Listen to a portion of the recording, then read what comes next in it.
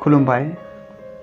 साफ्रोमनिसिमबो गोजोन रबिबारनि आंनिफ्राय अननाय सिबिनायखौ नोंथांमोन बयनोबो बर'लेण्ड गस्पेल मेम्बारफोरनिसिम जासिहरनाय जाबाय।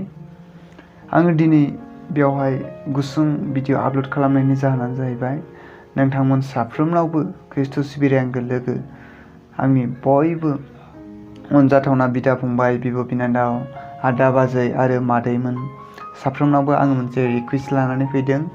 आङो मोनसे गोदान इउटुब चेनेल खुलिदों। बे इउटुब चेनेलनि मुङानो जाहैबाय गोथार बाइबेल। नोंथांमोना बेवहाय मोजां मोजां बाइबेल सिरिफोर मोननो हागोन आरो आंनि बे दा बर'लेण्ड गस्पेल इउटुब चेनेलावहाय 11K साबस्क्राइबार जाबाय नोंथांमोननि अननायजोंनो, आरो आसा खालामदों इयुनावबो आंखौ बेबायदि सापर्ट होलांबाय थागोन।